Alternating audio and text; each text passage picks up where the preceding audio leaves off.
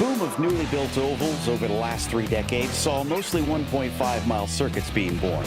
But 10 years ago, California saw fit to make sure the short track scene wasn't overlooked and brought us Kern Raceway. The West Coast run continues as we get ready to watch round 9 of the Misfit Touring Series, and you'll see it all live here on Podium Esports. Hi, I'm Joe Peak, and with me in the booth is Scott Shive. Behind the scenes is our director, DJ Lyon, and he's using cameras provided by Dougie Beard. This is one of the newer additions to iRacing. As you can see, it has lots of beautiful stuff to look at. But before we look at, well, actually, I guess we're going to the track itself as we take a closer look at it. This is a unique one here, Scott, with, from what I understand, some elevation change, not common on ovals. No, you wouldn't see it very often. You know, you'll see a dip into 3 as these drivers drive around, and it makes it kind of difficult in the entry, but different elevation changes. You know, you think of California, you think it's a bit flat, but then you think of those mountains out in the west. So this track is interesting, new to iRacing. A lot of racers have loved it, and these drivers out there, they have loved it. So it's going to create some interesting stuff today, Joe. Looking forward to it. It's the first time I'm going to be calling a race at this track, so this is going to be fascinating to watch how it all plays out. As for the schedule, I mentioned we're on the West Coast swing. We started out with Irwindale. We're here at Kern County, and then we're going to get the Bull Ring and Phoenix Raceway before we are done with our visit out here to the West Coast. So still some action to be had out in the Golden State, and then obviously hopping over to Arizona. But let's also not forget about the car itself here, Scott. This has kind of become its own thing. It's another one that has been brought to iRacing somewhat recently from the real world, and the drivers, I think, have really taken to it, although it's tricky.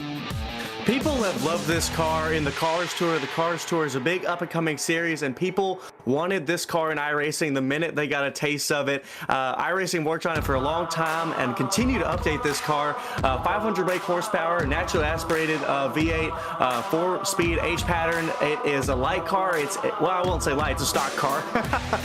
It's heavy. It's a good runner. It runs tighter. You know, we were open setup race series, so it provides amazing racing no matter what short track you go to. So today, I'm excited to see it as always. Love that we run it here. It's a great car, Joe.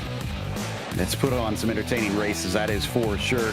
For tonight, if you're not familiar with the series, well, we're going to have our 10-lap heat race. Now, if we have enough cars, we will have a last chance qualifier, but it looks like, actually, I think we just had enough drivers sign in that we will have one eliminated. I'm looking at the timing and scoring now. So looks like we will have that 15-lap race.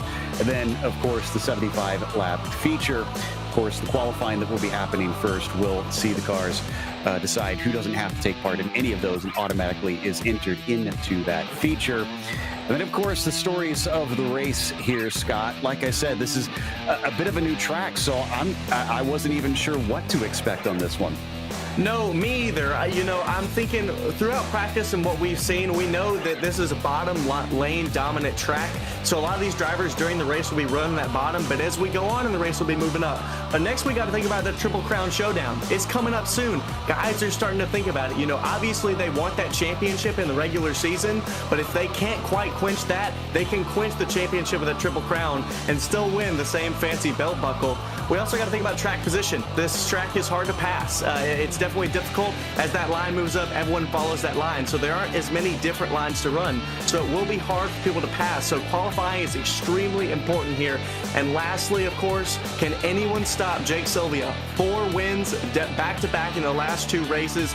He is absolutely dominant. But we have guys like Tyler Mueller, Michael Weissman, Matt Urban, Deegan Smith, all closely behind him in points. I wouldn't call any of them out yet. I wouldn't call Jake Sylvia as run away with this race yet. So we're going to see if anyone can catch up to him in this championship. And a lot of the previous tracks have been around in iRacing for some years at this stage. This one, having only been introduced in recent seasons, shouldn't see quite as much experience for the drivers, and maybe that'll even things out somewhat. And Dylan Calabro, I believe, is going to be our first one out in the qualifying. Now, if you're not used to how this works, they're going to send them out one by one. They'll get 2 laps to set their best lap out there. And then we will grid them up from there. Obviously, the heat race will take the drivers closer to the bottom. Clabro's going to take the car out, try to heat up the tires a little bit, get it going. They don't have much warm-up. It's just this partial lap, and then it's on the word go. You'll see him sliding right quick in there, running the high line. He's going to dive down, getting some speed off, maybe heating the tires in his first lap. It's kind of something we see between the drivers. They get 2 laps, and they either choose to go hard both laps, or they'll choose the first lap kind of soft and warm up the tires. As we'll see, he'll dive down into 3 here, running that high line again. He chose the first lap to kind of warm it up, and now we're going to see him really throw all he's got here, Dylan Caballero, here on his second lap. This track going to be similar to last week in the sense that they've got a bit of progressive banking around here. So bottom line we saw was viable at Irwindale, but it chewed up the tires a little bit. Will we see them work their way up to the high side here after qualifying? Because right now they're going to try and chop to the low side. 17.5 for Dylan is the first marker that everybody else now has to meet. After him, it's going to be Jeremiah Rychecki. And that's an extremely impressive lap, because in practice today, when we were watching earlier, you know, we saw this qualifying session, this practice session, all of these cars, we had the top 15 were within 1/10 of each other, and the fastest lap in practice was put down by Michael Weissman, and it was a 17.52. So very fast there from Dylan, and now we've got Jeremiah Rychecki out on track. See what he can put down on the board in this number 78. Can he match up to that 17.555 that Dylan has set for everybody else to try and step up to? He crosses the line. 18.199 looks similar to last time, and that the money lap's going to be lap number 2. I think that's something that we might see a common trend here, as we'll see him roll into 3. He's going to slide it in real hard here, turning hard off the gas. Not using up too much tire there, a lot away from the wall as I would have expected. He'll go, let's see, a new lap. I don't think he improved. I think an 18.2 was his fastest there. So probably not the qualifying he wanted there, but he's just going to have to live with it. Probably going to that 10-lap heat race and going to have to bite his butt off. Then, of course, it's going to be Jake Sylvia, and we've been talking a lot about how he's been dominating, but he's going to be going early, so he's going to have to perform well. I have to imagine it's maybe a little bit easier to know kind of what you have to match than trying to show up as one of the first out here, Scott. It is definitely more difficult to go early. The good news is for Jake, you know, we had those practice sessions. He was probably paying attention to where other drivers were at, where he stacked up with them in our practice session. So he's got a little bit to go off of, but he definitely would like more as the track is kind of reset. And as we go through this qualifying, the track will put rubber down. So that will definitely change the track.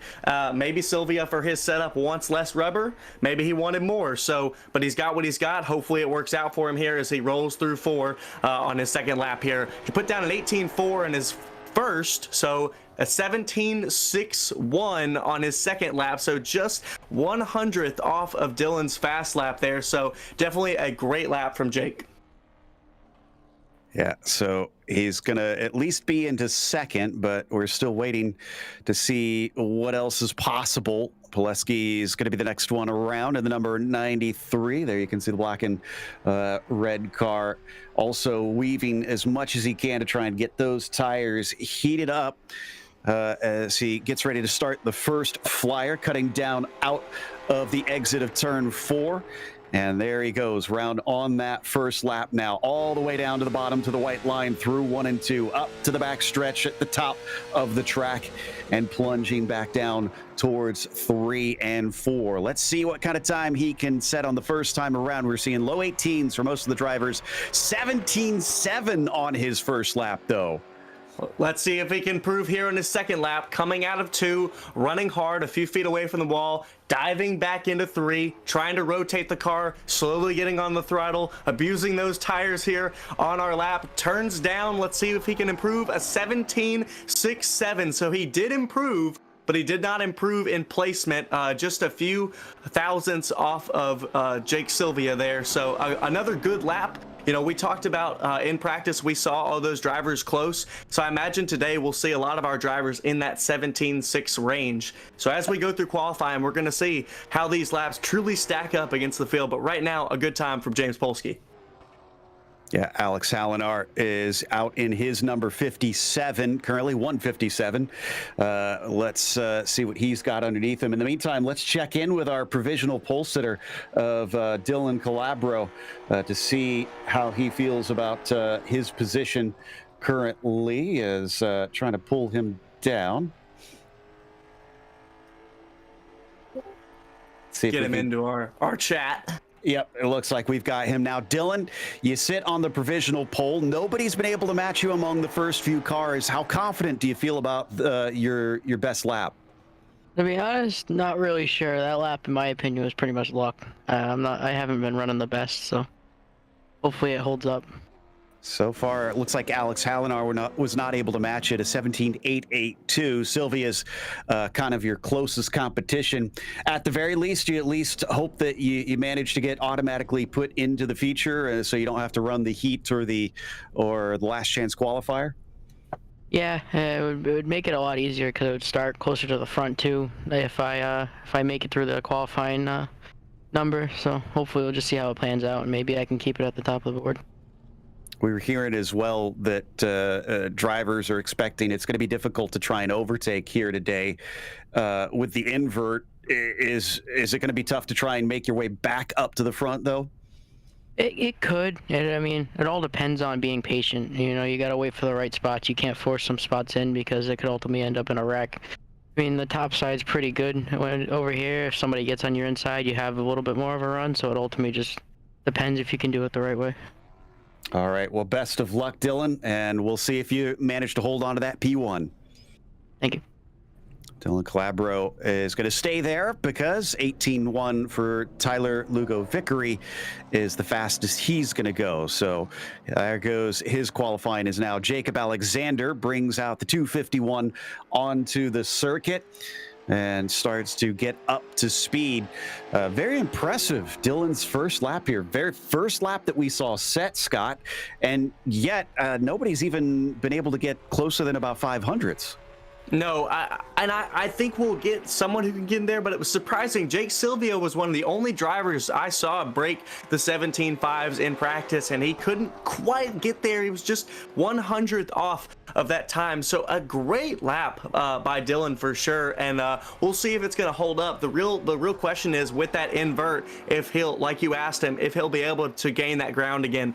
You know, this track is going to be very abusive on tires today, so we're really going to see how it goes in that aspect, because you're going to have to save and make sure you're not abusing them too early. So Dylan's going to have to make sure that as he goes up, he's not abusing that. As we see Jacob Alexander go as a tie with the 17.55. Can't quite see the hundredths on my sheet, but I think he beat him. So an extremely fast lap by Jacob Alexander there in the 251. That's 0.003 of a difference. So wow, there we go. Yeah, Jacob Alexander, your new pole sitter, Brett McCoy, is the next in the number one machine. He will pull around to start his first flying lap. Finally, we've seen someone be able to match that number 71 machine. Hopefully that'll bring some confidence to the other drivers to try and get close to him as he slides up off of turn 2 up to that outside wall, brings it back down. D-shaped half-mile oval, not something you see as often. And he'll come across at a 17.720 for his first lap. He's going hot on the first one. Let's see if he can improve that on the second lap here. He's going to dive into 3, get on the gas slowly right here. He's a little high, chase up to the wall. He's going to be right on the wall, bring it down, shortcut that D, and see what he can do. A 17.67, a great lap there by Brett McCoy, a 17.670. So a great lap there, just right behind James Polsky, right now in 5th position, as next we'll see Michael Larch coming out on track. Yep, so the number 2 brings it around, takes it down off. Not as deep as we saw some drivers. Seems like most of them try to cut down pretty low on the exit of turn 4 to really shoot off the corner and straight line it. But as they exit back onto the back stretch, let's see what he does this time, because that was a warm-up lap the first time, all the way down to the bottom. He's going to take the shortest line he can around through for lap 1, 17.752. That'll put him in just behind McCoy's fastest lap in 6th position. If he can improve, it's not going to take much for him to jump into those top 5. Second lap around, crosses the line, and it is a 17.726. So he will improve, but not enough. He'll stay P6. Yeah, you know, we're seeing a common trend here, I believe, and we'll keep to see it through as we go through qualifying. It looks like the guys that are running a fast lap on both laps are getting around that 17.7 and 17 high 6 range, which is a great lap, but it's not quite as fast as you want to be. It looks like Jacob Alexander, Jake Sylvia, Dylan Cabrero, they all ran that warm-up lap on the first one, and then on the second lap went their hardest and got down in that low 6s and high 5s range, as we'll see now the 5 of Penn Salter out on track in this second lap. All right, so brings that number 5 up onto the back stretch, past all the billboards and back down into turns 3 and 4. He'll cross the line. Let's see how quick he's able to be here. 17.737 for him. Starting to see a lot of similarity, consistency in the drivers, but that was his second lap, so that'll be it for him. And then that brings us to Justin Rideout for our next in the number 8. You know, one thing I always think about, Joe, it's something Dale Earnhardt said this year through the Xfinity Series. You know, he always talked about how it was at the Bristol Motor Speedway. He talked about qualifying is one of the most difficult things out there, and I couldn't agree more. Qualifying is so challenging because when you run qualifying, you're almost never going to run that fast of a lap again in the race, because the race and qualifying is extremely different with your setup and how your mentality is for how you're going to drive. So, you know, when we talk about putting it on the limit on the racetrack, you know, this is the farthest limit these drivers reach, trying to get the absolute most out of their car, as we'll see Justin Rideout come across the line for a 17.73 as he'll roll out of 2 here on his second lap.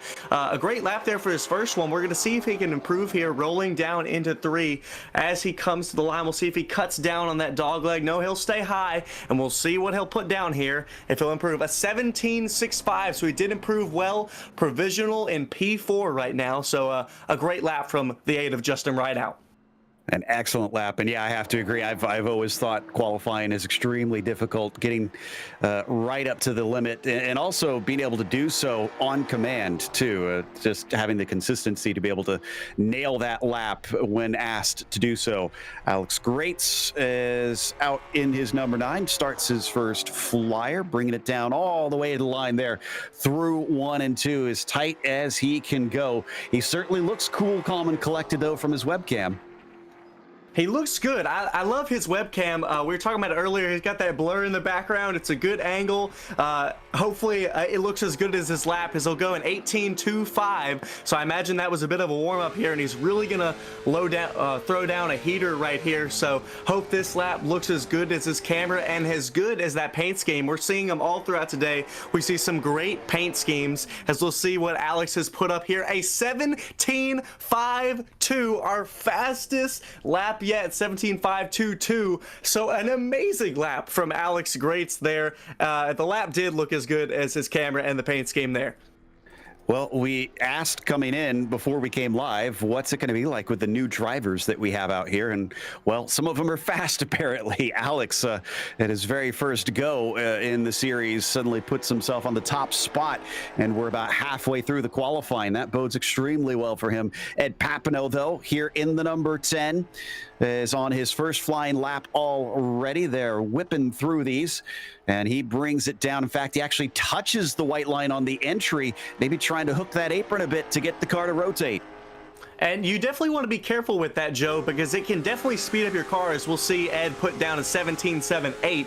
You definitely want to be careful when doing that, because as you can get down on that left rear, you can rotate the rear more and get faster. But if you go down too low, you can get loose and spin out. It's very easy. You got to find that line, as Ed improves just slightly with a 17.75. So good enough for the top 10 right now.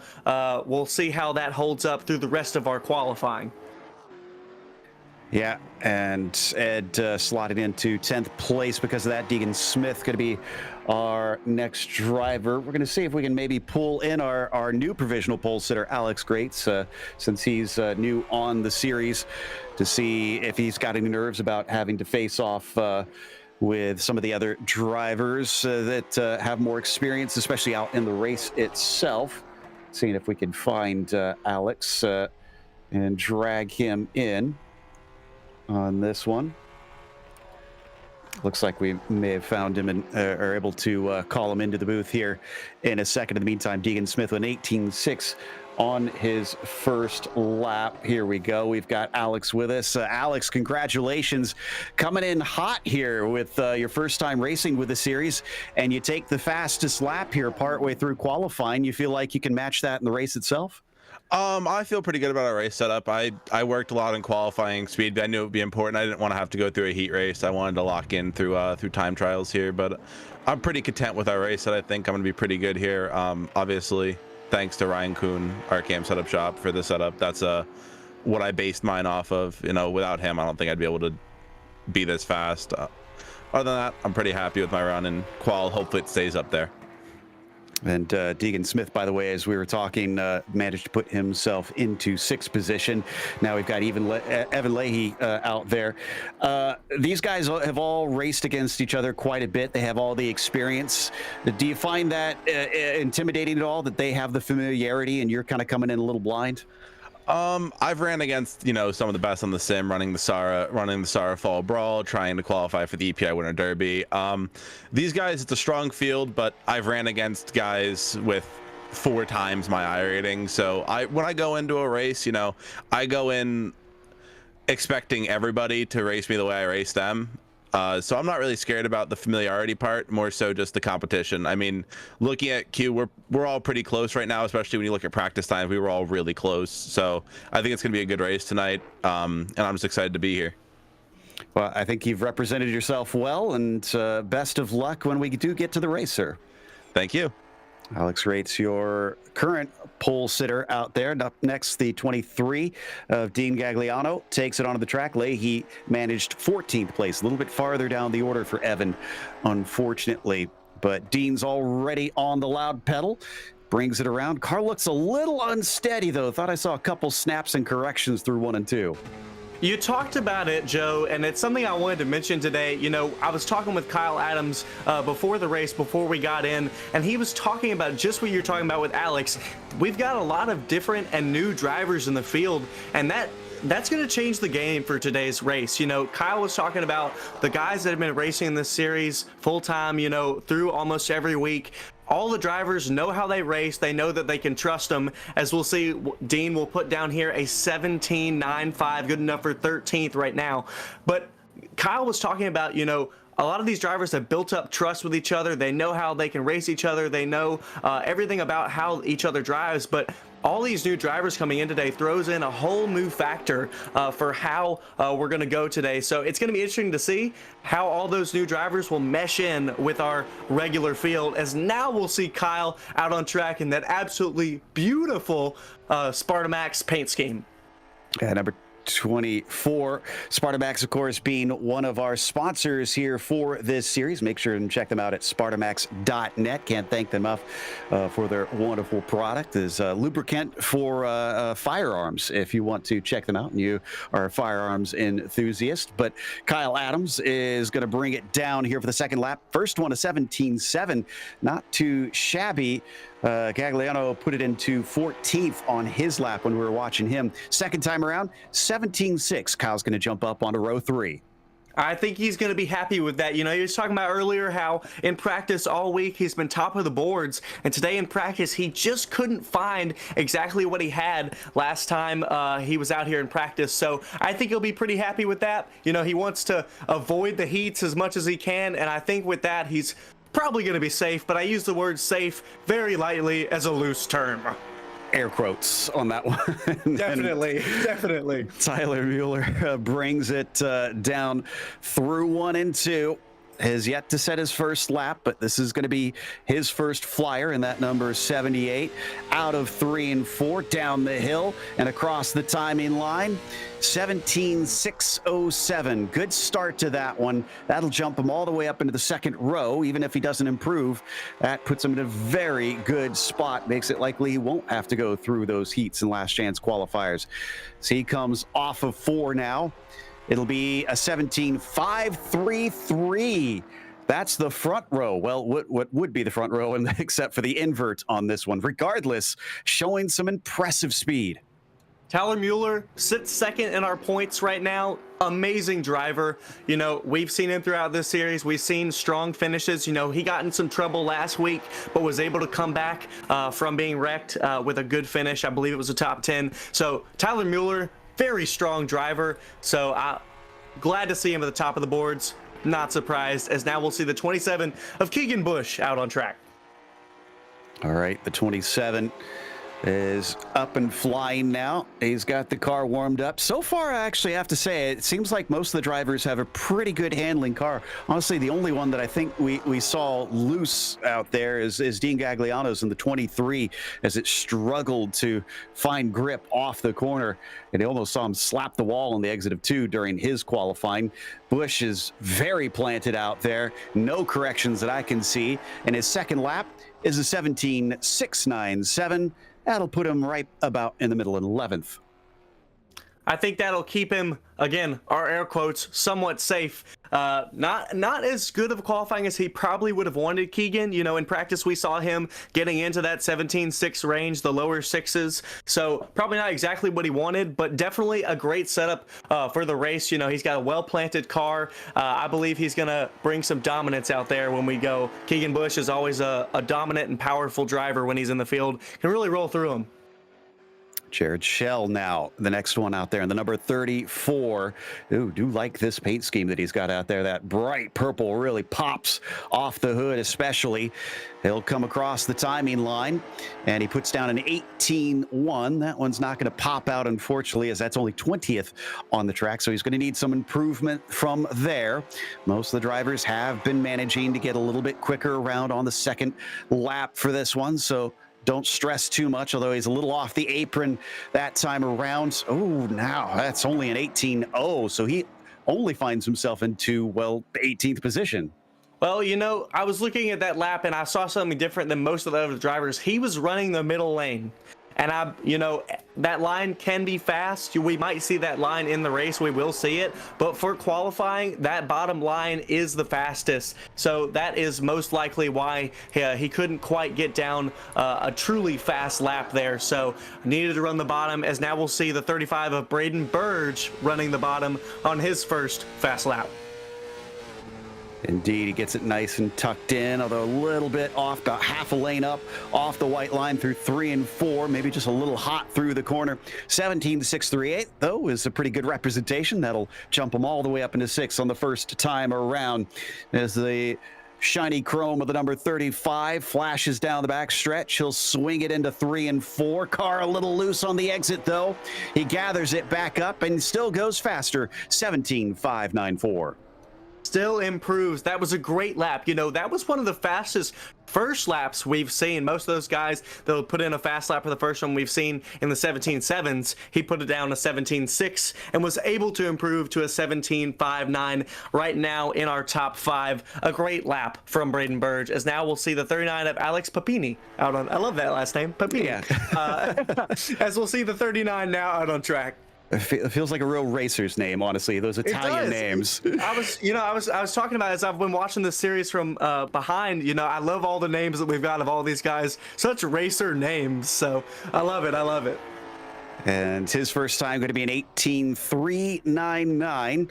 This is honestly the other funny thing is this is our third Alex to qualify. We've got 3 different Alexes racing I didn't today. Even think about that. Yeah, there's a lot of them out there today. Good thing we have fun last names to differentiate them, as we'll see Papini coming out of his second lap to see if he can improve. And he did by a lot, a 17.66. 17.55, so an excellent lap, second lap from Alex Papini. Alex, one of those drivers that comes from the real world racing. A lot of these drivers involved, obviously, with the racing scene out in Illinois, in the Midwest. And we'll see if Michael Weisman can show some skill out here as he starts on his flyer in the number 45 machine as well. The flames, or I guess, I don't know if that's lightning on the front. I was never quite able to figure it out. Hopefully we'll bring him some speed as he'll cut to the line now. And his first lap is going to show a 17.609, good enough for sixth. You know, I was never quite able to figure out if it was lightning or fire, but what I've always known is I do love his paint scheme, so it does appeal to that effect as we'll see him on his second lap here. Michael Weisman was the fastest in practice, so we'll see if he can go fastest in qualifying. What will it be? It'll be a 17.586, so it's good enough for fifth, not quite the fastest. But with that invert, it might put him around the middle. Yeah, it should do him well, and we've seen him be very good in the races themselves, so I expect a good starting position, and the decent race pace he often shows will put him in a very comfortable spot come the green flag. Meanwhile, off the turn 4 exit, Matt Urban is your next one in his teal and black number 48, all the way down just a brush of the apron to get the car to rotate. He is certainly aggressive with that corner exit. I definitely don't think he was thinking through that corner. It was easy if we'll see a shot of his rear bumper at some point, as he's got a nice little slogan there as he goes for a 17.74 on his first lap in the 48. You know, Matt has always had some cool paint schemes throughout this series. Right now he sits fourth in our points as we'll see him rotate the bottom, see if he can improve this time, try to break into the top 10, maybe the top 5. We'll see what he goes. He'll go for a 695, yeah, so that'll put him into 14th, and yeah, the 48 about midway through the fields, and now we're very close to being done with the field. Jake Grout going to be the next one, and I think he will in fact be the last, as Ryan Wilson is not looking like he has shown up today for the race, unfortunately. Grout starting that first flyer. Here we go.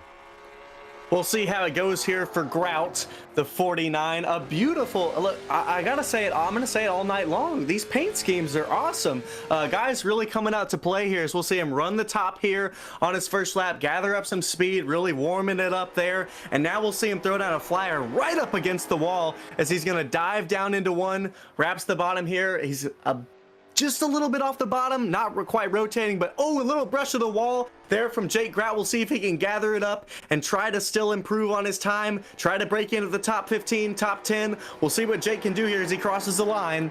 With the brush of the wall, unfortunately, that means the lap gets deleted, so the 18.2 will have to stand. If you notice that we did not see the number 31 out there, Billy Braun is going to be given an EOL for not following instructions in qualifying, so you will see him towards the back of the field when we get to that heat race, which is starting in just a moment here. Looks like they're ready to grid up, so it's a much larger heat race than what we've seen in recent races. Let's get through them as Brett McCoy is going to be gridded up on the pole out here. It's Matt Urban who starts second next to him, and Keegan Bush will begin in P3. Michael Larch manages fourth today, as Penn Sauter will be in the fifth position. Ed Papineau will start P6. Alex Hallinar, seventh today, is then followed by Dean Gagliano to his outside in eighth spot. Billy Braun starts ninth, and rounding out the top 10 is Jared Schell. What about the rest of our field, Scott? In 11th, we have the 18 of Evan Leahy. 12th, the 241 of Tyler Lugo Vickery. Finally got to say it. I'm glad I did. In the 13th, the 78 of Jeremiah Rychecki. And in 14th, we'll have the 49 of Jake Grout. We'll see if these drivers can improve and break into our feature race. Certainly going to be a busy one out there in this heat race, and interesting to note as well that we're going to have 6 drivers from this go to the feature, and then of course we'll have that consolation race a little bit later to see who will make it in, because it's going to be only a small number of drivers that are cut out. You do not want to be left standing in this game of musical chairs. No, you definitely do not. And the battle for those top 6 spots is definitely heated, just to put a term on it. So it will be a hard fight here. We'll see our top 4 established through in the first few laps. Those guys will try to run away with it, but we'll see the battle around 5th, 6th, 7th, 8th, and 9th position. Those guys will be fighting absolutely as hard as they can. It's a fight to break into that top 6, and I expect to see some well clean racing, as we'll say, we'll hope for, but these guys will be battling it out here to make it to the feature race. Absolutely will. And looks like they are just about ready to go, waiting to see if we've got anybody that needs to line up. Nope, looks like the pace car is ready to head off and lead them around. They'll get 2 pace laps, and then they'll be released for a very scant 10 laps to finish within the top 6. Those laps are going to go by quick, so they're going to be fast. As we'll see, the 31 gets a 5-place grid penalty. He'll go to the back for this heat race, so it'll make his time a little bit more difficult. So we'll see him go back to the back. But these drivers, they're going to be weaving right now, warming up those tires. As we saw in practice, it was hard to get them warm, so they're going to be warming up, getting ready. You know, we're going to see a hard fight between these guys up front, with McCoy, Urban, Bush, Larch, Salter trying to really define those top 5 spots. But then again, like I said, in the back, you know, we'll see around this 5th, 6th, 7th position will be probably our hardest fight. I would not be surprised if we see someone give someone maybe an accidental bump, but we're just gonna have to see. These guys are gonna be driving it as hard as they can because they want to be in that feature race. There's those air quotes again, accidental bump. Yeah. It's, I'm sure it was entirely unintentional. Oh, I'm so sorry. I didn't mean to. Meanwhile, the number 1 starting P1 has control of the field. And there's the green flag as Brett McCoy takes off down into turn 1. He gets a pretty good jump over Matt Urban. Will he be able to slot in down to the bottom in front of the number 27 of Bush? No, he's going to get loose. He chases the car up the hill. He keeps it out of the wall, but he loses all kinds of spots. He's now battling for that 6th position, and he looks like he's going to go down to 7th. He's on the outside, so he's going to be fighting now for that transfer position. He went from 2nd all the way back to now 7th, and now he's being under attack from the other position. Oh, and we got a spinner by Keegan Bush. Rychecki spun 1 and 2. Oh, we got another one.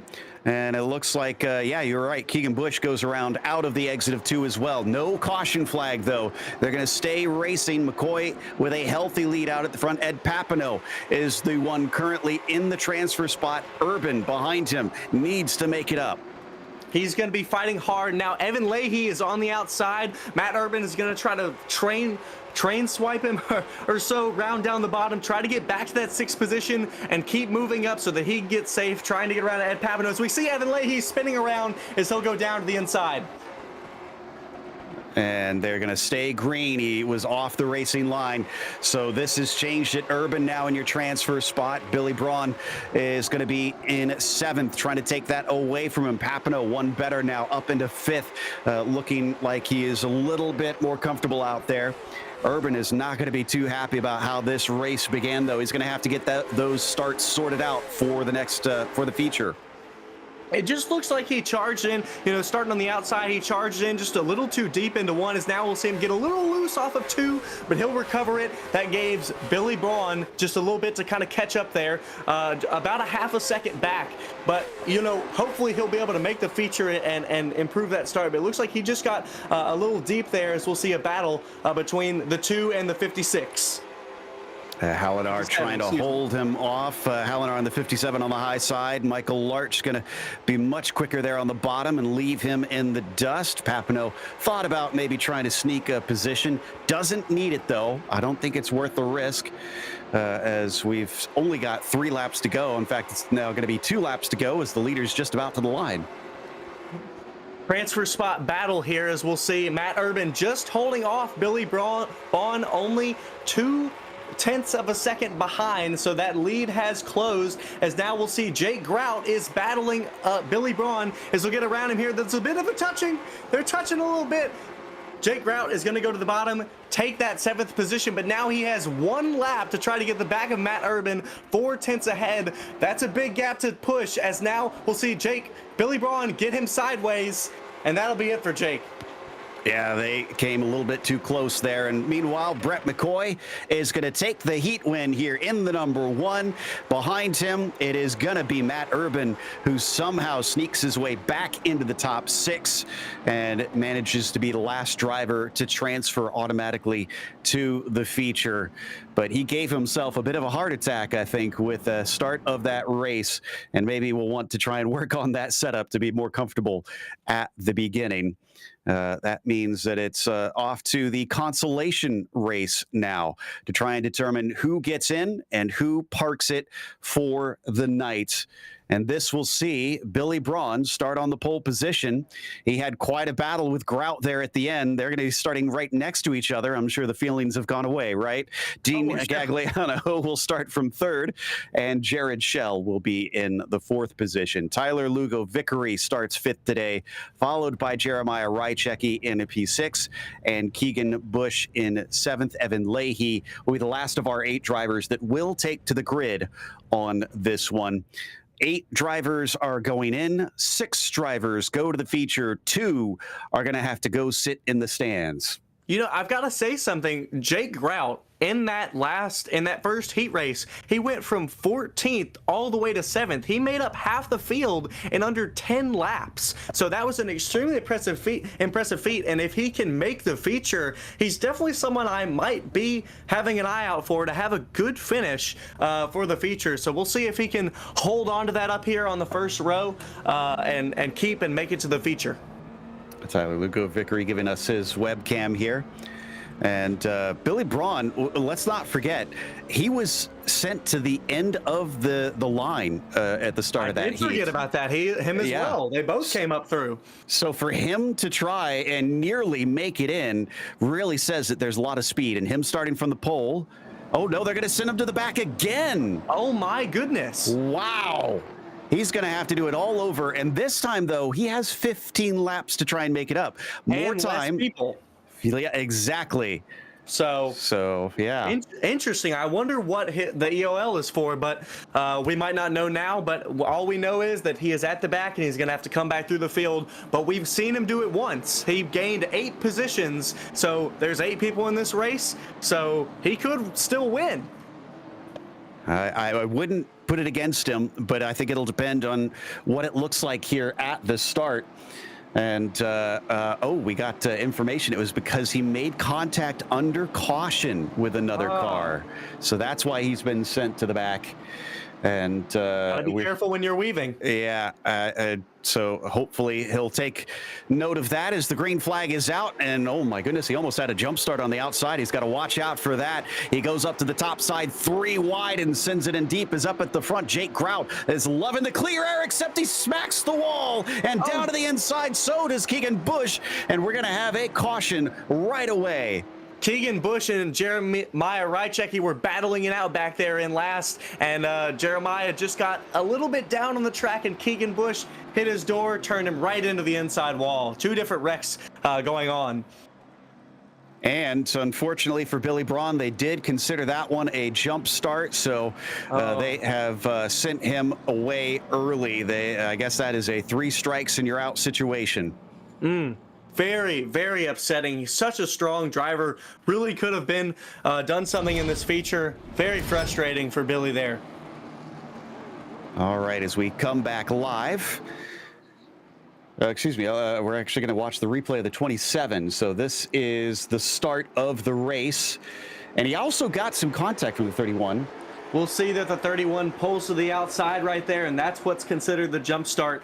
Now we'll see Jeremiah right up here on the top. He squeezes Keegan Bush down, gives him a little shove, and they'll make. Oh, it was actually the 31. Yeah, I didn't even notice that. The 31 of Billy Braun. That definitely was the it factor for disqualifying Billy from this race.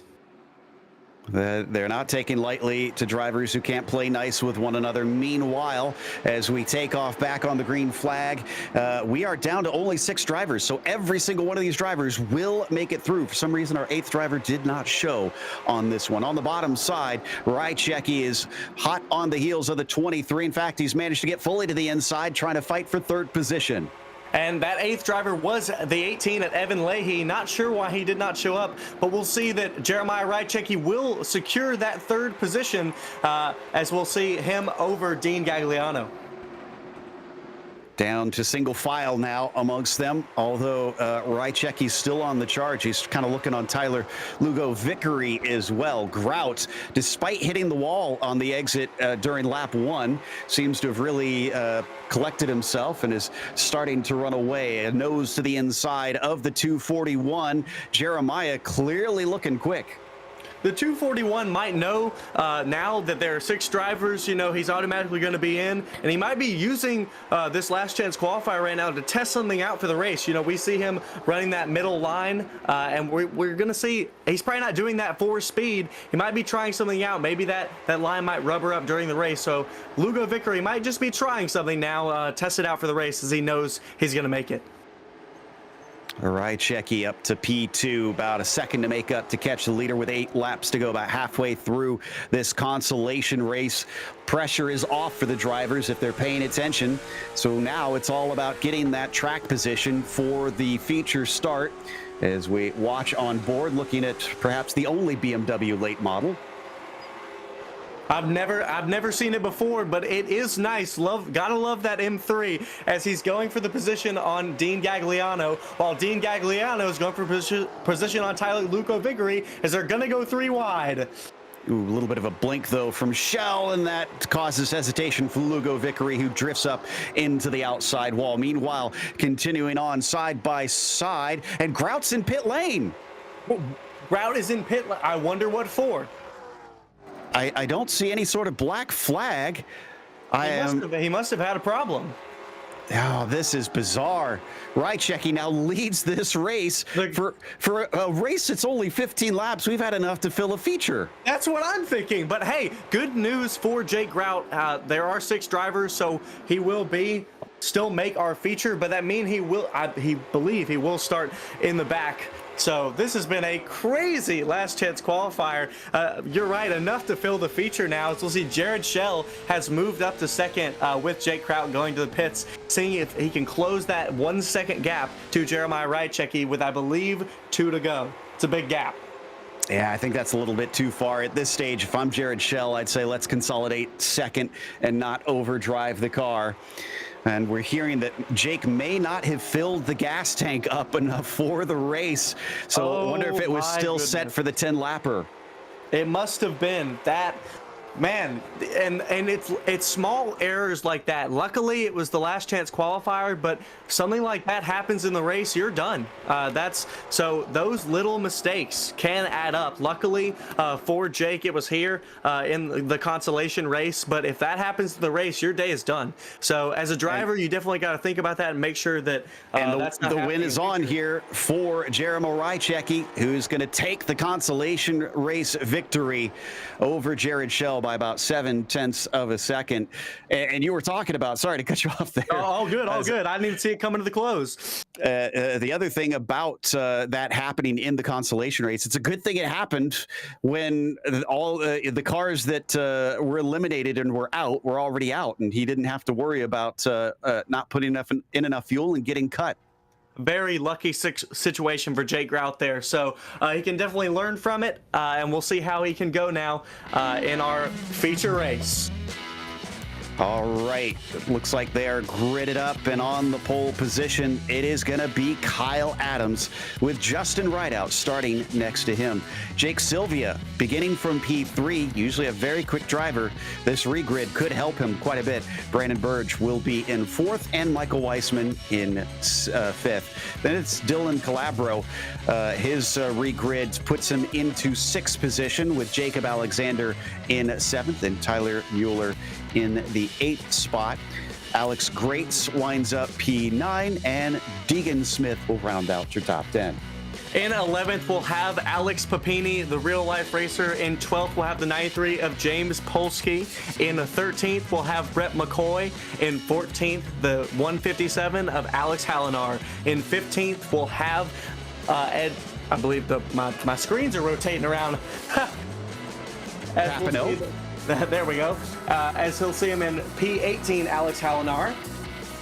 And then in P19 will have Ed Papineau in 17th, and P18, excuse me, will have the 48 of Matt Urban. In P19 we'll have the 78 of Jeremiah Rychecki, and in 20th we'll have the 34 of Jared Schell. Dean Gagliano will start from the 21st spot, Keegan Bush 22nd, Tyler Lugo Vickery 23rd, and Jake Grout is back out there. Hopefully he's double checked on how much fuel is in the car and is able to make it to the finish on this one. Second pace lap around, meaning they should be released this time by, and Kyle Adams has that track advantage, but we've seen some mighty fast drivers already tonight. Will there be shuffling, or is track position king today? Waiting patiently for the pace car to release them. Adams now given control as it ducks into pit lane.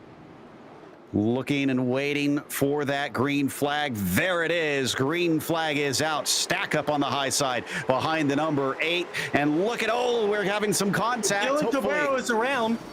Oh, big mess back there. We are stacked up. That is Deegan Smith, it looks like. I see Dylan Calabro involved, Jared Schell, and another car down to the inside, Lugo Vickery, unfortunately. So that little stack up caused quite a bit of a mess, and I believe it starts with, I think, Calabro on the 71. I believe it was. There was a stack up on the outside line. I don't know if he exactly timed his restart out the way he wanted. It was just a little slow there, caused a stack up. He wasn't the first one that was slow. I think the 8 was the first one that was slow, but he's the first to get hit from behind. And then, yeah, it's just not much many of those drivers could do. 34 making a huge hit into the side of one of his rivals. No, as we know about this car, it's really easy to get that nose up under that small rear bumper. Easy to lift these cars up, and once those rear tires get off the ground, they're going around for sure. And we saw that a lot in all the previous races as well. So we go to yellow very quickly. Didn't even get to complete the first corner, honestly, on this race. Let's hope that we can make a few more laps than that when we regroup and send them on their way. Adams still your leader. Weissman has managed to move himself up 2 positions into 3rd before we even take a corner. Very impressive. Jake Sylvia up into 2nd now. Kyle Adams still sitting on your pole. So with even that short one corner, we saw Weissman take everything of gain he could take out of it. Probably because he was on that inside line, outside stacked up, and he was able to just get a nose ahead to gain that P3 position. Greats has made up spots pretty quickly there. 2 up to get to 7th. Pileski up to 9th. McCoy up to 10th. Actually, wow, there's some drivers at the back that really gained because of that accident, managed to avoid. Gagliano and Bush have gained 8 positions. Grout is up 8 as well into 16th place. And we know that Jake can be good on his day, so keep an eye out for him. I suspect that if we get some green flag racing, he's going to reach the front pretty quickly. Absolutely, couldn't agree more. You know, we'll see these drivers take what they can get and try to dominate. You know, they're going to be given the cards they're dealt and try to go out and do everything they can.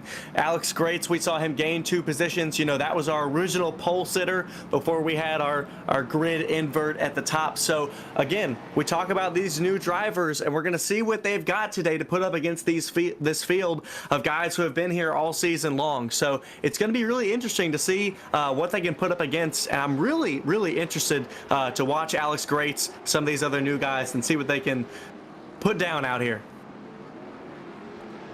And Rychecki's getting a wave around here, and I believe Papini is also getting a wave around to get back onto the lead lap. So they're going to catch back up to the field, which has already gone double file and getting ready for the restart as they all get checked up here and ready to go. Let's see if we can get some racing underway out here in California. Green flag is out. Another good jump from the number 24 of Kyle Adams to his outside. Sylvia trying to hang on. He's got a clearing down at the bottom if he wants it. The front row starter of the number 8 is going to fall back to 4th, unfortunately. And look at Sylvia already on the attack of Adams. Sylvia will get a little high there in turn 2, but now trying the crossover in turn 3, but he'll get Jake Sylvia loose. Kyle Adams holds on to it. Got in the back, 4 wide. We got Jake Sylvia's a little messed up. The 35 is around. I don't know how they made it through that. Somehow we are still racing very loose for Brandon Burge on the outside, who I think got the worst of it. He falls down into 11th position. I mentioned Weissman is a good racer. He's already up to the lead. Wow, it was an amazing save there from Kyle Adams. Oh, and we've got the 8 around. The 8 is around just as I mentioned him. Oh, goodness. Yeah, he was coming up and unfortunately maybe just carried a little too much speed off of 2. He got into the side of Kyle, who got the absolute worst of that accident. Hard contact. Just plowed the wall. So there's no spare car in this series with that big of a hit. I mean, the best he's probably going to be able to do is come back a few laps down. Yeah, that is very, very frustrating for Kyle after he just survived that incident with Jake. You know, Jake got in just a little bit hot on that crossover, got them both loose, backed off, you know, got in there. But, man, that is just so frustrating. Nothing you can do as a driver about that. You know, you're running the bottom, some guy on the outside of you, and you just have no idea it's coming. So very frustrating for Kyle Adams, as we'll get a shot of the replay here. Look at this 4 wide. Unbelievable. I couldn't believe they made it through. Just incredible racing. I thought for sure we're going to have a yellow from that one. Oh, me too. But this battle, it's a bit sad to see it wind up out of it because Kyle is one of the organizers of this league, and then Justin Rideout runs his own league as well.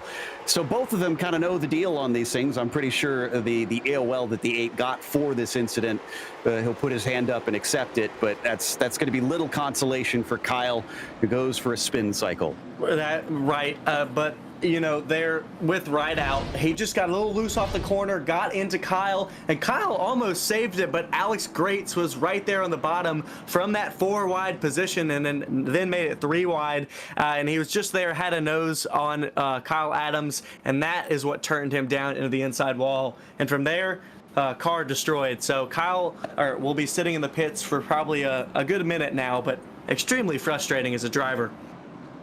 I gotta say, I gotta give Kyle credit. He's taken it in good humor. He had just painted that car special for this race, and he had typed into the chat, "You scratched my paint."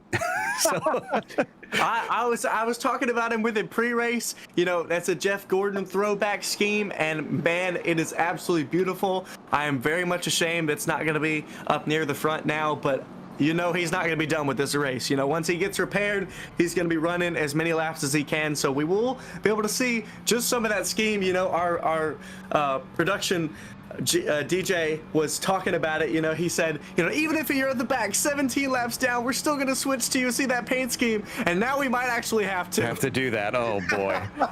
So we're riding on board with Jake Sylvia, who finds himself in 5th, but the one that I'm curious about, or 2 that I'm curious about really, is Weissman still in the lead, and starting next to him, look at that, it's Alex Grates, already our fastest driver in qualifying.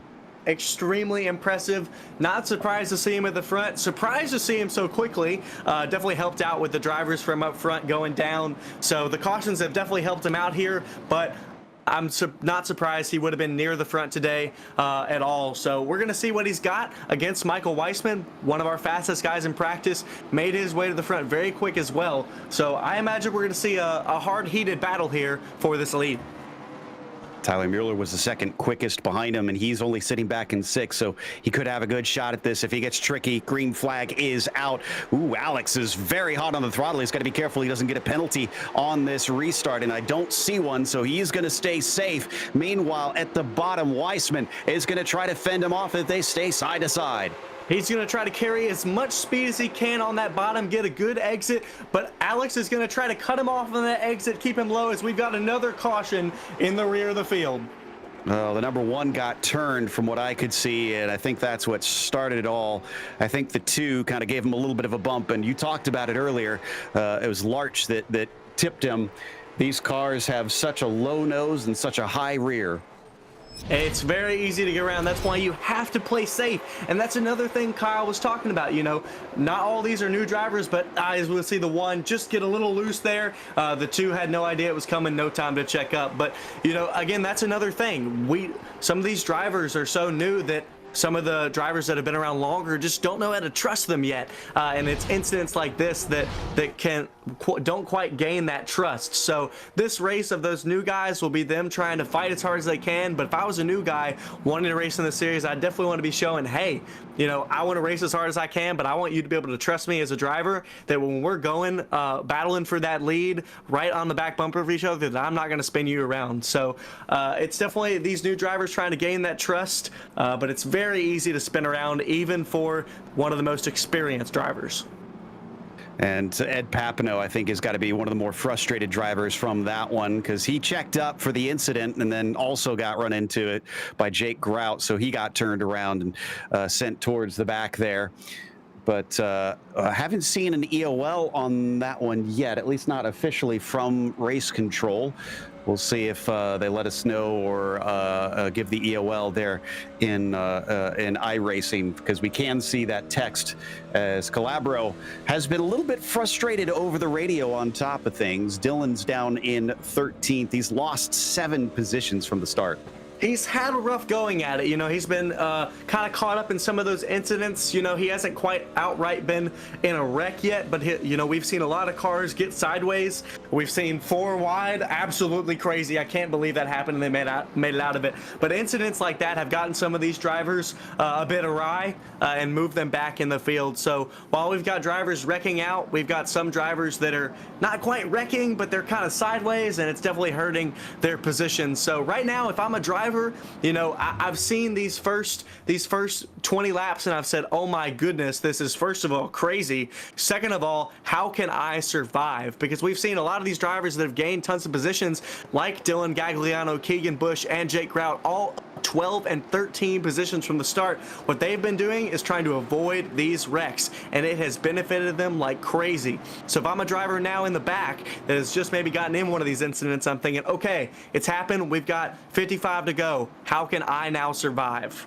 I think you're right. I think this is a game of watch out for yourself and make sure to just keep the car whole to the end. You're going to be in a good position by then, but sometimes that's easier said than done. We're only on lap 20 out of 75. There is still more to go, and Weissman has control. Green flag is out. He gets a much better jump over Alex this time. He's going to be happy about that, and I don't think Alex is going to be able to fight him as hard. In fact, he jumps in behind him as we got a 3-wide battle farther back for 5th. Alex is going to try the crossover. Now he's down on the inside of Michael Weissman. We're going to see if he can hold it. Alex was a little more conservative on that start, was maybe planning the crossover, but also wanted to make sure that he didn't get a penalty. As we see battles going on all over the place, Weissman will retain the lead. Burge all over the back of the number 2, but Larch gets a good run as well on the number 93 of Pileski. He's going to jump up into 6 here, getting underneath him. Starting to get some green flag laps now under us, but it's still a hot battle in the mid-pack. Burge is right. They're right on each other's doors, him and Polsky, and he's going to go around him on the inside as we've got a tight, heated pack here as we'll see him take the position. But oh, he's around. Polsky gets into the back of him. I would be surprised if that's not an EOL. That's just some tough racing, and that is frustrating. Slightly premature yellow on that one, but I don't blame him. I thought it was going to be a wreck too. When you called it, it looked like a big one, and Burge was the one that got kind of turned, but both a great catch, and unfortunately had a little help with it. Matt Urban kind of turned him straight. I thought Burge was going around, but an impressive save. Polsky just got in a little too hot there. They had just come off. Burge had just slid up in front of him as they were battling for the 9th position. So just a little too hot in by James Polsky. Just got right up under the rear end of Braden Burge. As we saw up at the front, Michael Weissman and Alex Grates were battling just before that caution. Alex Grates had just hair on Michael Weissman for the lead, and so now Alex Grates sits at our lead. Okay, so he timed it right. Sometimes it is all about that little bit of luck of getting the right timing out there, with him just being slightly ahead when it counted. And will this send Weissman back, or has he learned some things, having started from the front, that he can maybe pull a trick on Alex? As Alex just about did that to Michael too. Remember that restart where he was even ahead at the line? Thankfully didn't net him a penalty.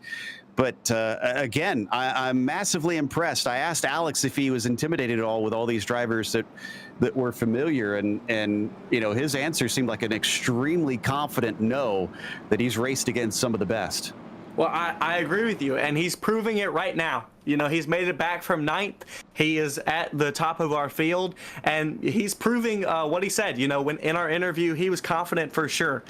And as we'll see now, we've got a update. Our restarts will be changed to single file because of all these incidents. So single file restarts now. But back to Alex Greats, he's proving what he said. He was confident. He said, you know, I've raced against guys with insane iRating, with insane talent. So he said to credit these guys in the field, all these guys he's racing against today are talented, and he's raced against guys of that talent and nature. So he feels confident that he can come out here and do the best he can. And right now, he's sitting in our lead. He actually has the 3rd highest I rating of everybody out here. So I think Alex Papini is one of them that is higher than him, and it looks like, well, no surprise, Jake Sylvia's with the other one. Yes. Mr. Fast himself. Jake Grout. So the 2 Jakes there, just a little bit higher.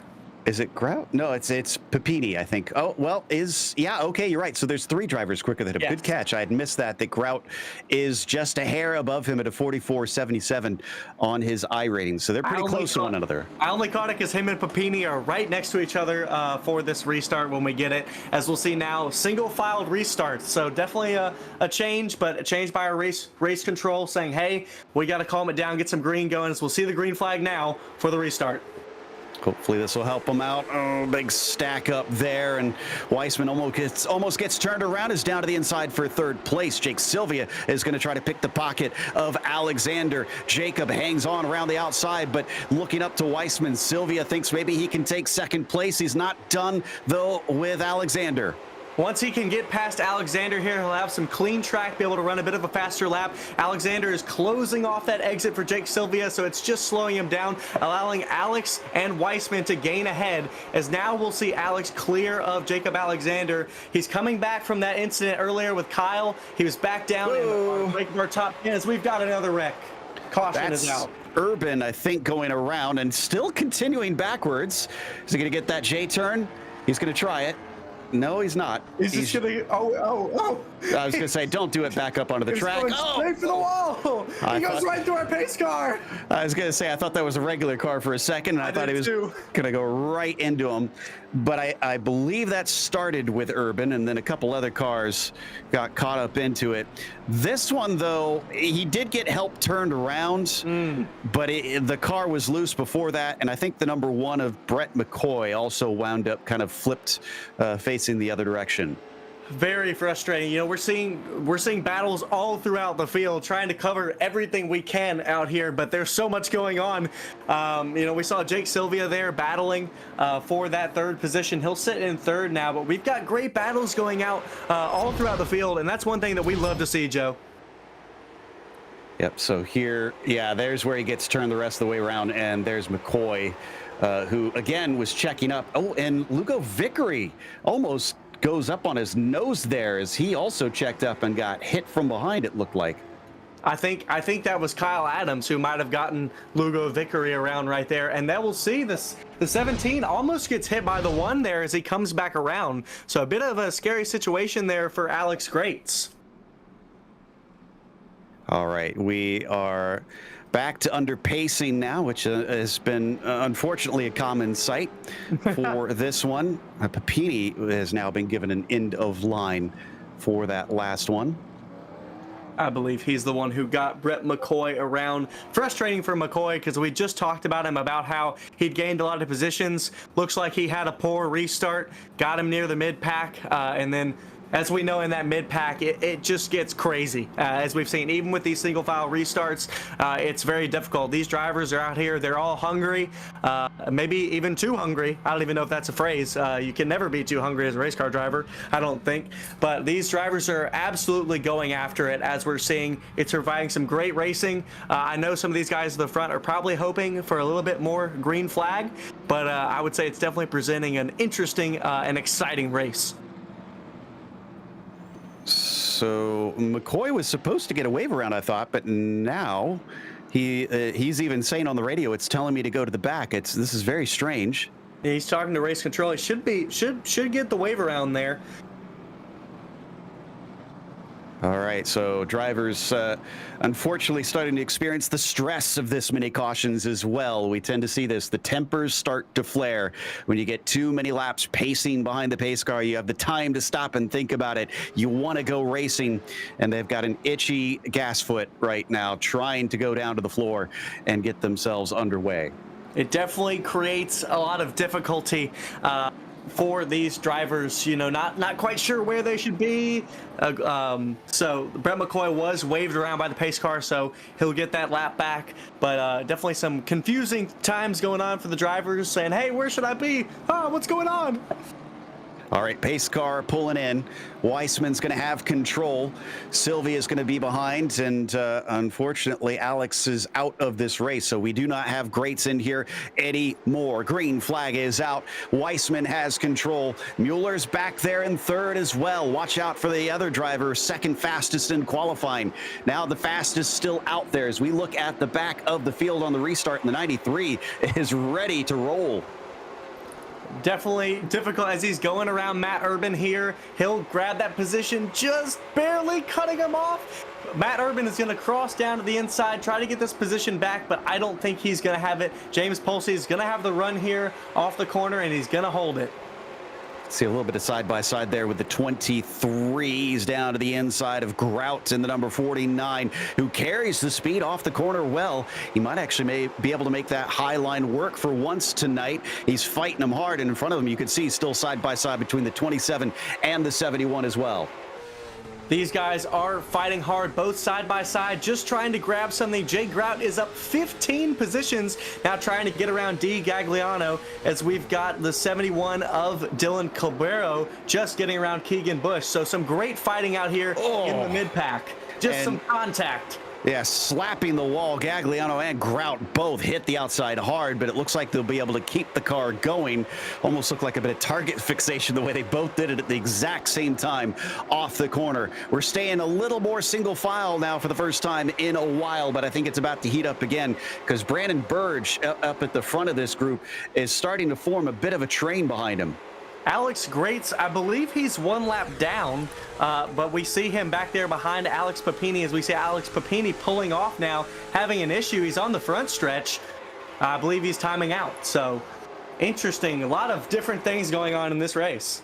Ooh, this is the 2 fighting for 5th place. Jacob Alexander up to his high side. Jacob is boxed in, though. He wanted to go down low, and the 2 is there in front of him. Brandon Burge leaves him no space.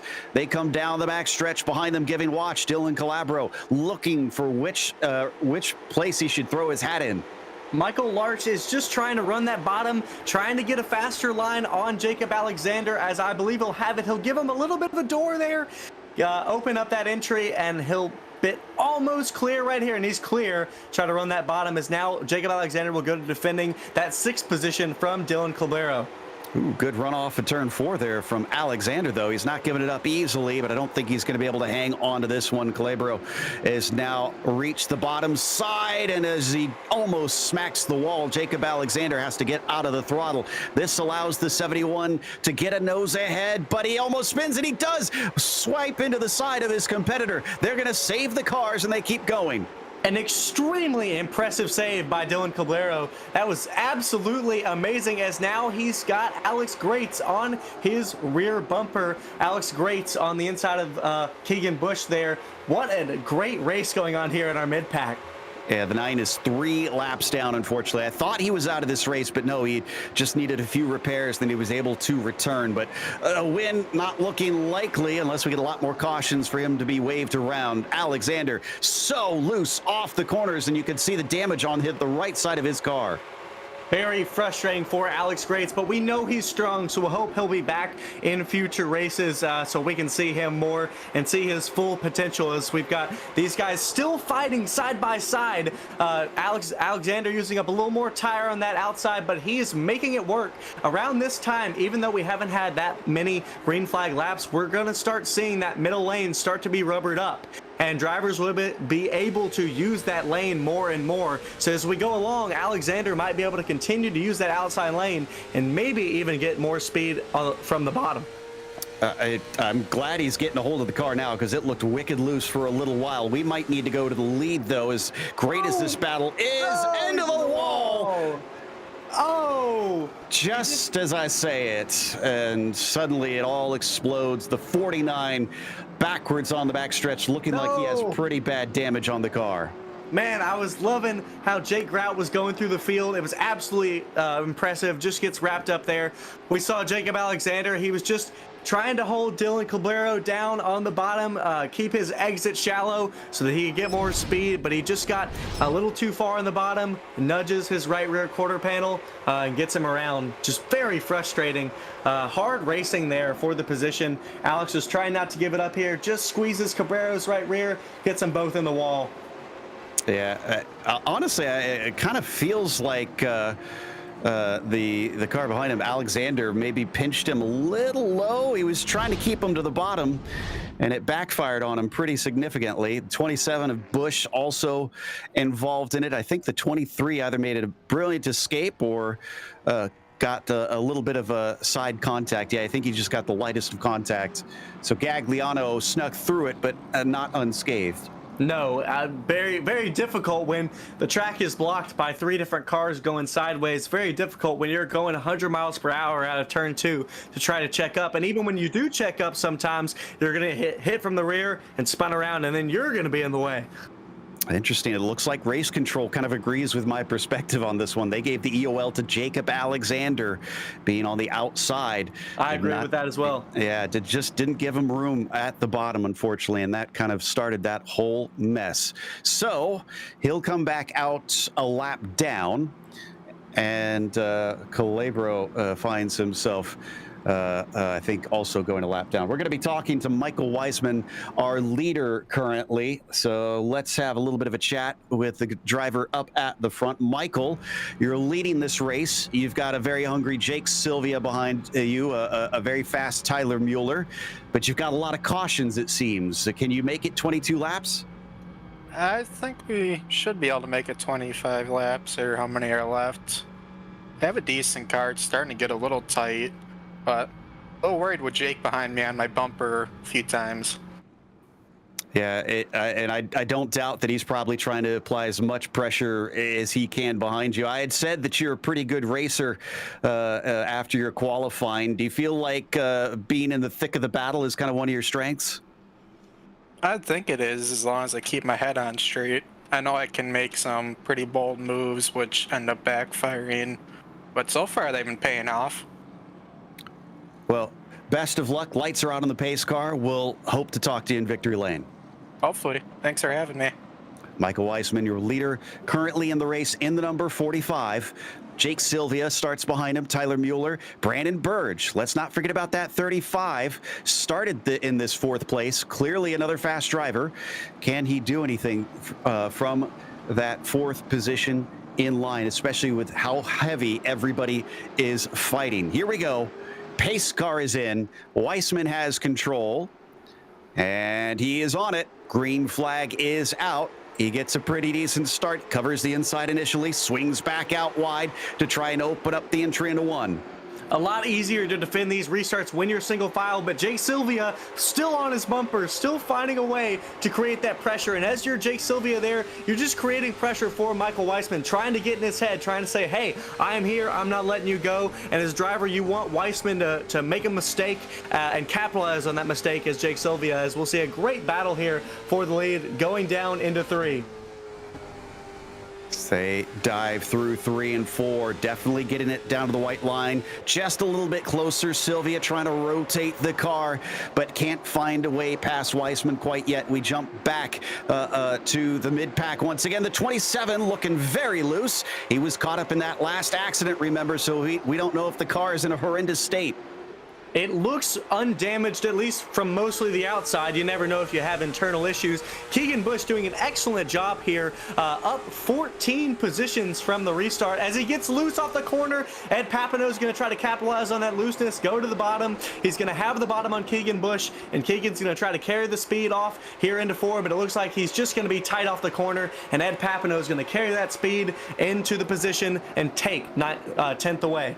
And Grout living up to his namesake, getting in every nook and cranny he can and just making up positions. But he's going to drift up a little bit high as we look at the 23 in the meantime. Gagliano versus Brett McCoy. This is for P6. Let's remember, Jake was back. He was in our last chance qualifier. So absolutely impressive as Jake McCoy under attack here on the 23 of Dean Gagliano. He's going to try to slide up from Dean. Dean's going to try to make that crossover here as he gets into his rear bumper. He's around. Brett McCoy is around. And they're staying green with it. They're going to let him try to get turned around in time here. I'm not sure if he's able to. There he go. Whip turns it, and he's on his way. As that was happening, there was an attempt from Jake Sylvia on Weissman. He couldn't make the pass, but he managed to get side by side. Very, very frustrating there for Brett McCoy as he's going to go a lap down now, fighting hard for the 6th position. Just a mistake from Dean Gagliano gets him around. Very frustrating.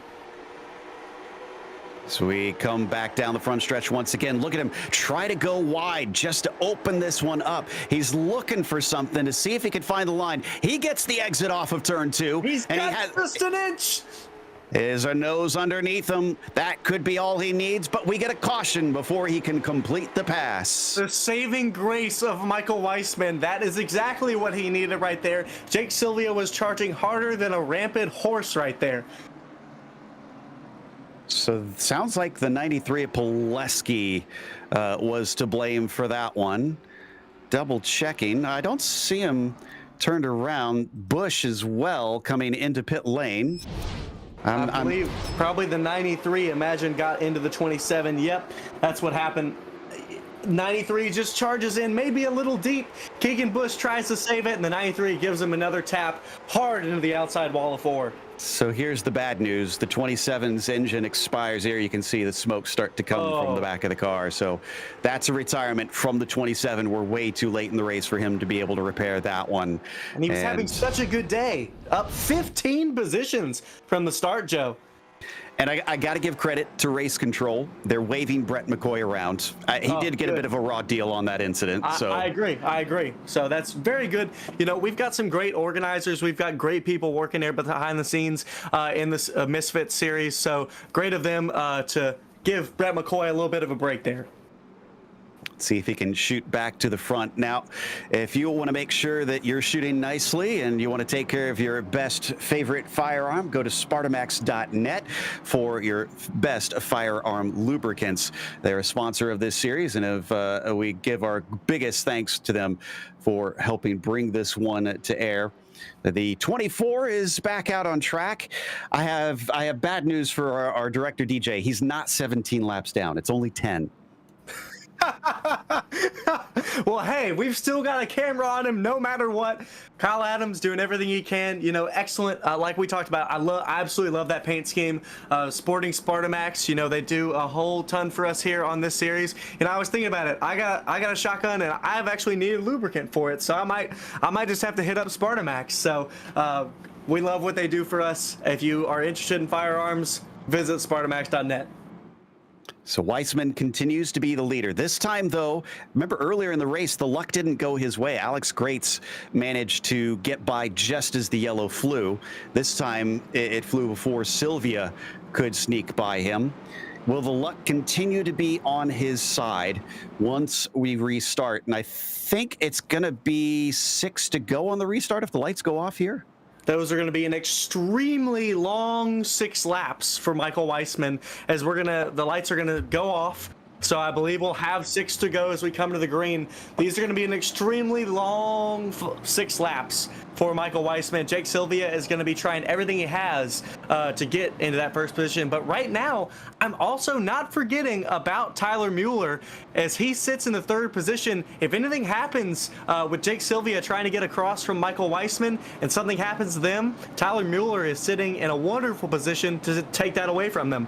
I think he's a bit of a dark horse in this one. He could easily snatch this up, especially if they tangle. And the 45 has control of the field. Green flag is out. Will we get to the finish completely green from here and see the checkered flag as Michael Weissman brings it down in a 1 and 2? Sylvia's not able to get the jump on him, but he's staying close. He's got a 2/10 back gap, but he's going to charge on, keep that pressure as we've got battles going on in the mid pack. Dean Gagliano under Justin Rideout trying to get this 8th position.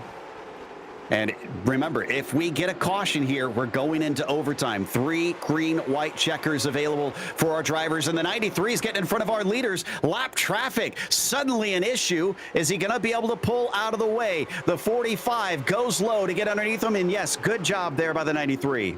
Luckily, he had a bit of a gap to Sylvia there, so he was okay, but definitely a hot moment there for Michael Weissman. Definitely got a little bit of a different colored pant there, maybe, as we saw that car slide up in front of him, but he's still got a bit of a gap to the 88, but the 88 is charging, giving it everything he's got, as we're gonna have 3 laps to go here. Oh, the 93 was ordered aside, but he causes a wreck on the backstretch. The 10 of Ed Papineau, unfortunately, finds himself turned around, and we are going to a green-white checkers because of that. Pileski was DQ'd after that latest incident involved in too many messes here today. That was his 3rd strike. He's caused a lot of incidents today, you know, just trying to run his race. Unfortunately, getting into other drivers, and you can only do that so many times. But as we'll have the replay coming up here soon. But, you know, hard decision for Michael Weissman. He had 2 laps to go coming to the line there, as we see James Polsky getting in the way here, causing a bit of a moment there for Michael Weissman as he'll travel to the back here in the moments of 1 and 2. Yeah, so he lets the first 2 by, and then race control got on the radio, let him know that they didn't want him involved in the fight. Because look at the 78 still back there. He's fighting for position for a podium or potentially a win. So they wanted him out. And again, he pulls up out to the side. So he's not doing anything wrong here. He's getting out of the way, but then he turns down just a little bit on the 10. I can see why they gave him the black flag and sent him home. Yeah, Ed Papineau is not happy about that one for sure. You know, it's difficult as a lap car trying to get out of the way. But, you know, you just got to do what you can. You know, you've run your race, but you've got people in the lead lap trying to fight for everything they can, trying to get these points. Some of these guys are fighting for that triple crown. You know, some of those guys, they want to make it into that top 15 in points so that they can be solidified for that triple crown. So different battles going on all over the racetrack. But again, I'm thinking about Michael Weissman with this green-white checkered. He's definitely frustrated at James Polsky for sure, not only for getting in the way of him, but for sending it to yellow, because he had 2 to go at the line and had a quote-unquote nice gap from Jake Sylvia, if you can say that. Yeah, I was going to say it was a little close for my comfort, but maybe he felt pretty good about it. Yeah, that Triple Crown, February 24th, and at one of the newer tracks here on iRacing, Slinger Speedway, 1/4 mile. It is a tiny little beast with some of the steepest banking you've ever seen. And he is certainly going to, this is certainly going to be a fun one when we go there for these drivers competing for, from what we understand, a custom-made belt buckle. Yes. I have heard about this belt buckle, and it sounds really cool. Of what the few details I know, Kyle Adams is working on it, and it is with their sponsors, and it is going to be really cool. And if you're one of these drivers, I would definitely want it for sure. All right, Weissman now behind the pace car with the lights off. We restart. Now, if you're not familiar with green-white checkers, they need to complete 2 laps. If on the first lap there is an accident that brings out the yellow, they will try it again. They'll get 3 total tries at doing the green-white checkers. If they get to the white flag, it goes to the finish no matter what happens from there. The race is official.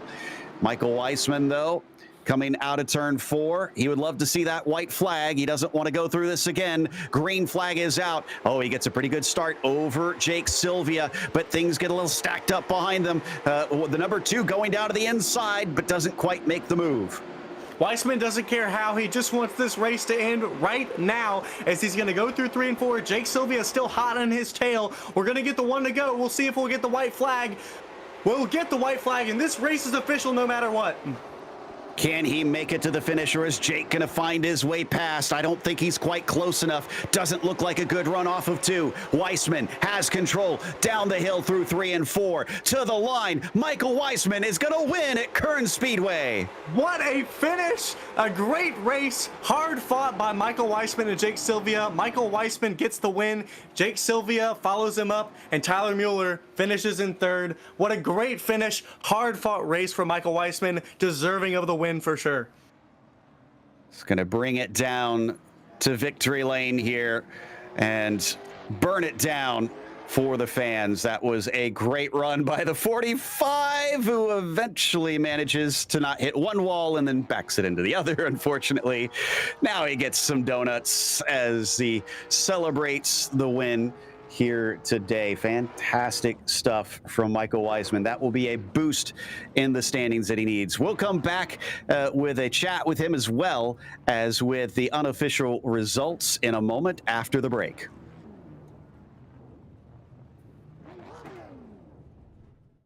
Racing isn't easy, but experiencing it is.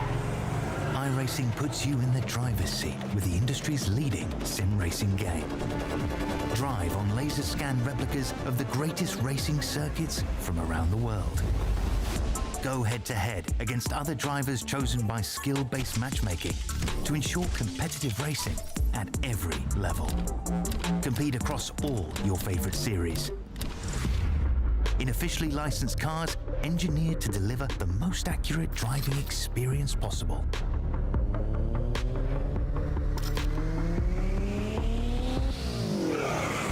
Join a race or host your own with players from across the globe. Race against the computer or in a league with friends. Feel the thrill behind the wheel. Visit iRacing.com.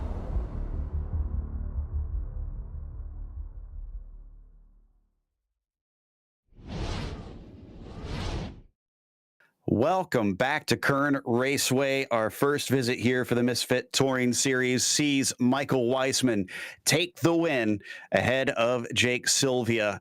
It was about a tenth of a second apart between them at the line. Tyler Mueller wound up in 3rd, couldn't manage to get his nose in, although he did hang around that P3 for a good chunk of the end of the race. Braden Burge was in 4th as Jake Kraut climbed from 24th at the start to 5th in the race. Incredible job from the 49. Michael Larch was P6 and Brett McCoy wound up in 7th, and it was Justin Rideout in the 8th spot. Dean Gagliano finished P9 today, and 10 is rounded out by Matt Urban. What about the rest of the field here, Scott? In 11th, we had the 71 of Dylan Colbero. We saw him getting a few incidents, as well as in 12th, our number 10 of Ed Papineau. A lot of difficult things throughout the race. In 13th, we had the 9 of Alex Greats. We saw him running near the front. I believe he had some damage and had to come down and pit. Very frustrating for him. Put up a great race. In 14th, we had the 251 of Jacob Alexander. In 15th, the 93 of Polsky. In 16th, the 24 of Kyle Adams. 17th, our 27 of Keegan Bush. And 18th, Jeremiah Rychecki. 19th, Alex Hallinar. And rounding out your top 20, the 39 of Alex Papini. So it looks like as the rest of the cars flash past, all DNFs, unfortunately, from here on down.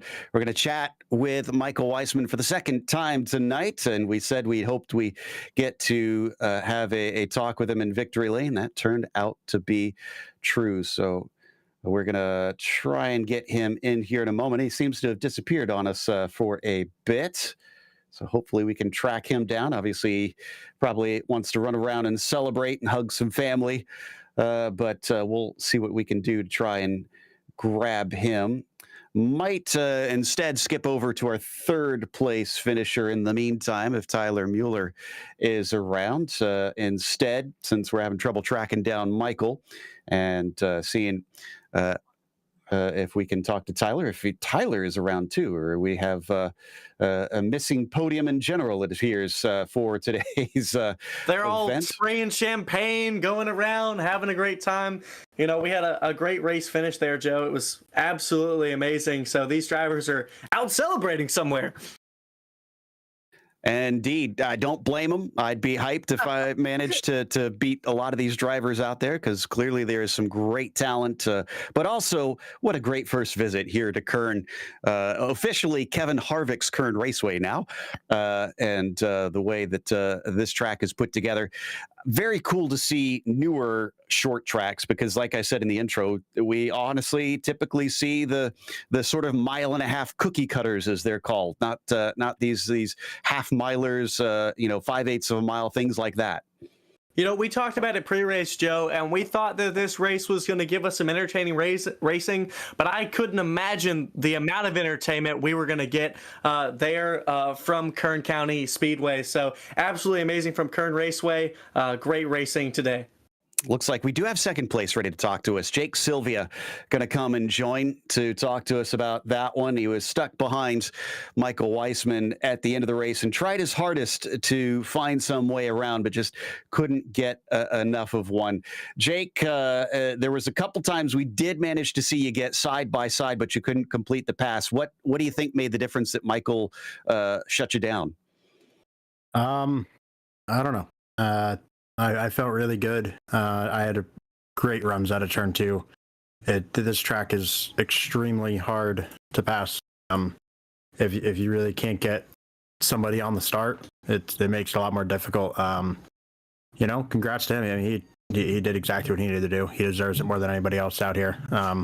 He's been fighting hard every single week. He's had a bunch of tough luck, so happy to see somebody like him get it. I'm just happy to be sitting here in P2 and pull some points on some of the guys behind. Usually you're pretty fast out there, but in qualifying, you only managed to put yourself, I think it was in the 6th or 7th position. Do you have a problem out there, or did the setup just not feel good? What happened? I don't know. I'm not too good around here, I guess, in qualifying. I definitely felt a lot better in the race. I do wish I had a shot at being able to race with Alex Greitz. He unfortunately had his sim crash, so that is definitely not what I wanted to see. Pretty cool having a teammate come over here and be able to put a fast time like that right off the bat and be pretty quick. I don't know. I feel like I might have had a shot holding him off. I got put 4 wide pretty early on, got kind of shuffled back a few spots, end of the top 10. So, who knows? It was a good race overall. I had a fun time. These guys, a little rough tonight, but at the end of the day, it's Kern. It's a difficult racetrack and not something that not something anybody's used to. We saw that 4 wide. It definitely made our jaws drop a little bit, but commiserations, it wasn't a win, but still another podium for the points will do you no harm, sir. Yeah, no, the points are looking up, so that is definitely a good thing. Kuhn's had me on point, and he's actually testing up over at Daytona right now, so good luck to him and the rest of his night tonight and into tomorrow. He's got me flying, so I'm just happy to continue on doing what I'm doing. I got guys making my cars look good, and there's keep on adding on logos to this thing, so hopefully we can continue that and hopefully bring home a championship. That was the number 88, Jake Sylvia, finishing P2 today in the feature race. And now we have finally managed to track down Michael Weissman. Scott Shive has caught up with our winner. Michael, absolutely amazing. A great win here from Kern Raceway. What was going through your head as those laps were winding down? I was honestly getting worried about the right front. It was starting to get a little tight in the corners. And Jake, he's always fast every week. See him getting closer and closer after we got the cars wound up for a lap, and he was there. So I was getting a little worried with him. Definitely nerve-wracking to have him right on your bumper. We saw an issue with the lap down car, James Polsky, there near the end that caused our caution to send us to green, white, checkered. What was going through your head? You were about to take 2 laps to go. What was going through your mind when you knew you were going to have to go to green, white, checkered with Jake Sylvia right behind you? If that caution didn't come out, I knew the race would have been over. I had to check up so much for James that Jake would have got around. But on the last restart, I knew I just had to time the restart right. And by the time Jake would have got wound up, I would have had enough lead to where I would have won the thing no matter what. So with this win now, what does this do for you as a driver heading into the future? You know, you're sitting third in our points right now for our championship, and I believe we have 4 or 5 races until that, and then before we get to our three-way races. What are you thinking right now? What does this do for you as a driver heading into that final 5 races for the championship? Honestly, it feels kind of nice. Because I know I was always top 3, top 5 at best, but now pulling a win off after making some changes of my own, I starting to feel a little confidence building. I can start being up there with the top guys a lot more and actually be able to go out there and win the races. Well, Michael, you're an amazing driver. You've got an amazing paint scheme. It's awesome to watch you race in these. Before I let you go, anyone you'd like to thank today? I'd like to thank the few friends that are helping me out: Keegan Bush, Tanner Berge, Matt Urban, Tyler Muller. There's a few others I forgot, but they're helping me to get faster and coaching me on in the last few restarts, and really appreciate them. And also Charlie Bates that does all my paint schemes. Well, that is absolutely amazing. Glad to have you here, Michael. Go celebrate that win. Thank you for joining us in the booth. Thanks for having me. Next, we'll have our 3rd place finisher of Tyler Mueller. Will soon be catching up with my friend Joe. Indeed, 3rd place here today, kind of stuck behind that battle for the lead. And, you know, we were talking, Tyler, during the race that we figured you could be someone that could snatch this win away if those two tangle. Was that also what was going through your head?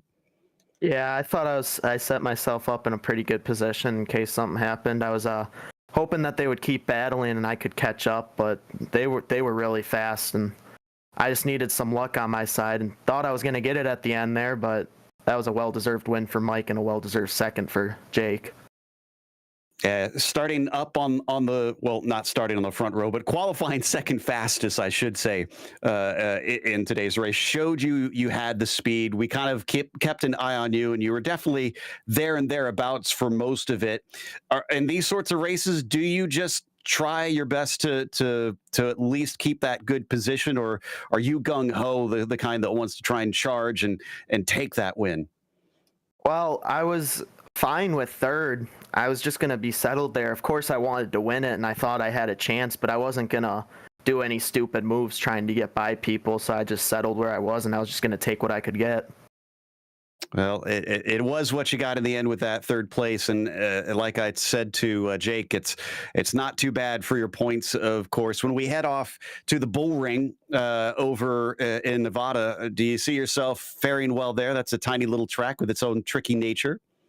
Yeah, I love that place. It's one of the few tracks that I get wins at. So.